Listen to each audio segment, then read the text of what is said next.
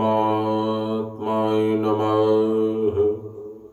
ओम श्री सद्गुरुदेवाय नमः। ओम श्री सर्व सिद्धाय नमः।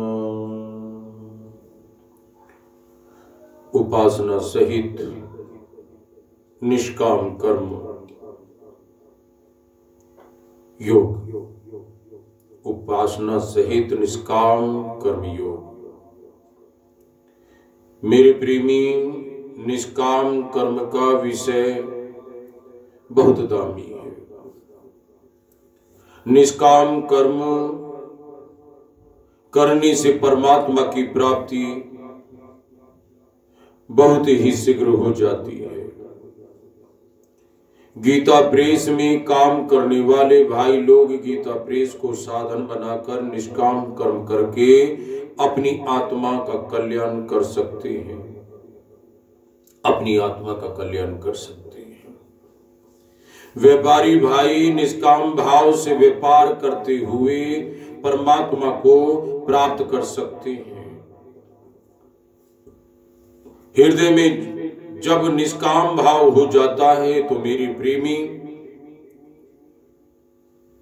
उसकी बाहर की सारी क्रियाएं निष्काम हो जाती हैं। इसलिए निष्काम भाव ही अमृत है। परमात्मा अमृत है, आनंद में है, रस में है। अतः निष्काम भाव अमृत की प्राप्ति कराने वाले, परमात्मा की प्राप्ति कराने वाला होने से अमृत में है। मेरे प्रेमी, निष्काम भाव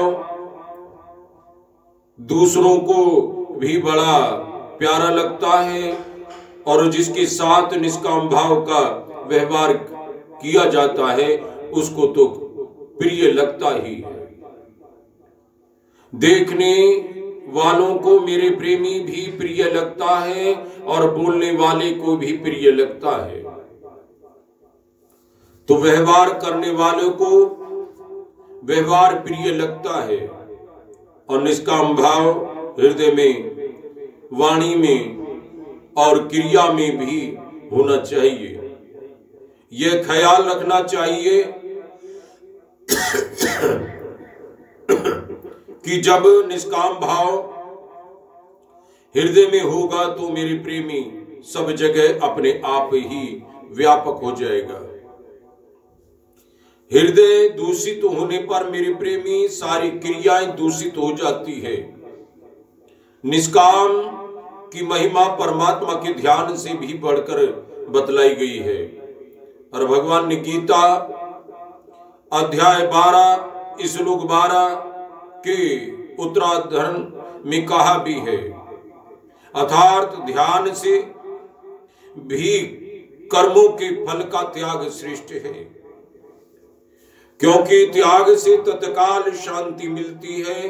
कामना का सर्वथा त्याग निष्काम भाव है और उससे भी उच्च कोटि का निष्काम भाव वह है जिसमें आसक्ति का त्याग हो। उससे भी बढ़कर वह निष्काम भाव होता है मेरे प्रेमी जिसमें ममता का त्याग हो और उससे भी बढ़कर निष्काम भाव होने पर अहंकार का त्याग हो।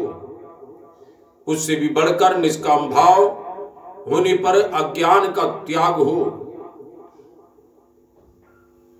क्योंकि अज्ञान ही मूल कारण है। अज्ञान ही मूल कारण है मेरे प्रेमी। अज्ञान से ही अहंकार की उत्पत्ति होती है